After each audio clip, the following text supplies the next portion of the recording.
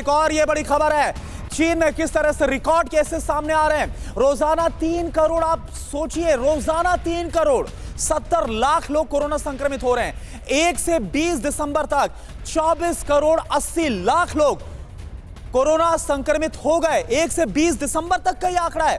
आप समझिए वहां पर हालात कितने भयानक, फिर भी छुपा रहे हैं, शी जिनपिंग बता नहीं रहे। और WHO की बात की जाए तो वो कितना प्रभावी है, आप समझ सकते हैं कि मजबूरी WHO भी अपनी बता रहा है। और चलिए अब आपको ये बताते हैं कि चीन के किन किन शहरों में सबसे ज्यादा कोरोना के मरीज हैं। ये बताना आपको बहुत ज्यादा जरूरी है कि चीन किस तरह से इस वक्त बुरे हालात में, और कौन से शहर हैं जो कि बेहद ही नरकीय हालात से इस वक्त गुजर रहे। चीन का शहर शहर कोरोना का कैसे कहर यहां पर देखा जा रहा है। चीन का ये मानचित्र मैप इस वक्त आपके सामने है।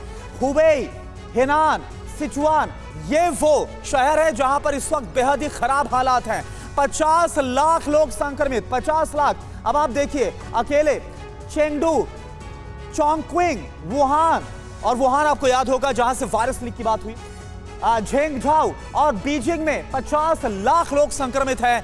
ये जानकारी सामने आ रही है, ये हालात है। हमारे साथ तमाम खास मेहमान जुड़े हुए हैं और डॉक्टर विवेक गुप्ता, मैं आपका ही रुख करना यहां पर चाहूंगा कि जिस तरीके से चीन में जो हालात इस वक्त वहां पर बने हुए हैं और जो वहां पर पॉलिसी अपनाई गई है, क्या लगता है, क्या वजह है, क्यों इस तरह के वहां पर जो नरकीय हालात आपको नजर आ रहे हैं, कौन जिम्मेदार आपको लग रहा है इसके लिए?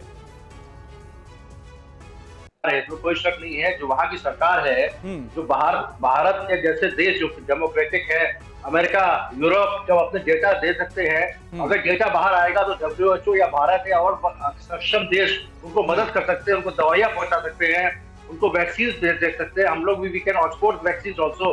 लेकिन अगर वो खुद सोचते हैं, केवल सरकार, उनके राष्ट्रपति, उनका जो महकमा है, जो हेल्थ मिनिस्टर है, वही केवल जिम्मेवार है। उनके यहाँ जो इतना प्रॉब्लम हो रही है, साथ साथ अकेले वो खुद ही नहीं कर रहे हैं, हम लोग खुद कर रहे हैं कि ऐसा ना हो कि कोविड वेव 3 के बाद हमारे वेव 4 आ जाए हमारे यहाँ। ये जो आपका BF5 तो BF7 है, जो आपका ये म्यूटेशन कितना करता है, इसकी विरलेंस के बारे में हमको पता नहीं है।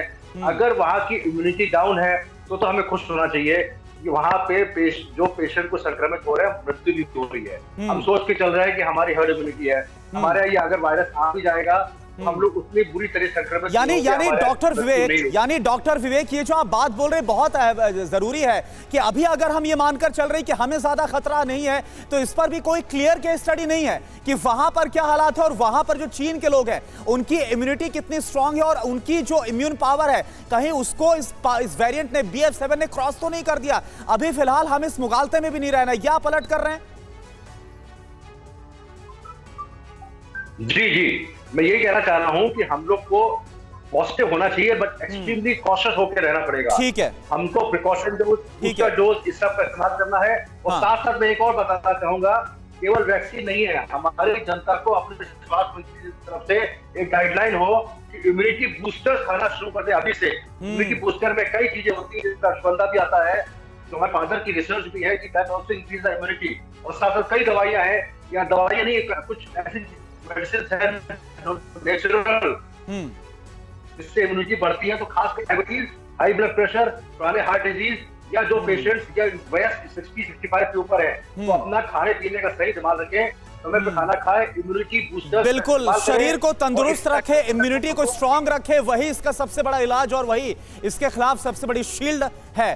डॉक्टर अनिल भी हमारे साथ जुड़े। डॉक्टर अनिल सर, मेरा सवाल आपसे यह है कि क्या लग रहा है, अगर हम जिम्मेदार मान रहे हैं जो चीन में शासक है, अगर उसको जिम्मेदार मान रहे हैं, तो क्या आपको लगता है कि उतना ही WHO भी आपको जिम्मेदार लग रहा है? 2019 के आखिर से जब पहला केस भी आया, अब तब से लेकर अभी तक जो बयान आ रहे हैं, जो रुख है, वो आपको नरम नहीं लग रहा? उतनी ही जिम्मेदारी नहीं बन रही वहां पर भी? बिल्कुल, देखिए, निश्चित रूप से जिम्मेवारी ज्यादा बनती है चाइनीज गवर्नमेंट की, लेकिन WHO एक रेगुलेटरी बॉडी है जो कि शुरू से ही उन्होंने एटलीस्ट 6 मंथ तक पहले तो चाइना ने हाइड किया, और WHO ने भी ये वायरस का सोर्स क्या था, कहाँ से लीक हुआ, क्या ये लैब से लीक हुआ या ये मैन मेड था। बहुत सारे कंट्रोवर्सीज थे और वो एविडेंस बेस्ड थे, कंट्रोवर्सी नहीं थे, बहुत सारे प्रमाण थे।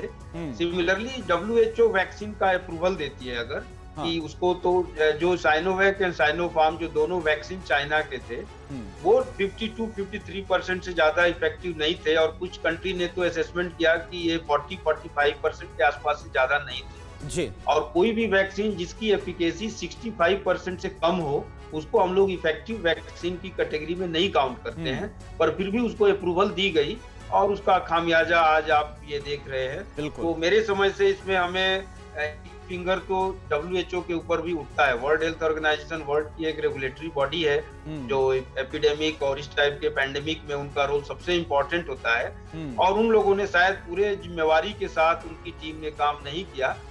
पर चाइना को मेरे समझ से वहाँ के पब्लिक के इंटरेस्ट में अगर क्योंकि ये जानकारी उनको थी उनके वैक्सीन मैन्युफैक्चरर को कि ये एक इफेक्टिव वैक्सीन नहीं है, तो उनको बिना झिझक जाहिर सी बात है कि पूरी रिसर्च के बाद ही इसको बनाया गया होगा, फाइनल अप्रूवल मिला होगा। लेकिन आज जो हालात है वो कुछ और ही कहानी को बयां कर रहे हैं।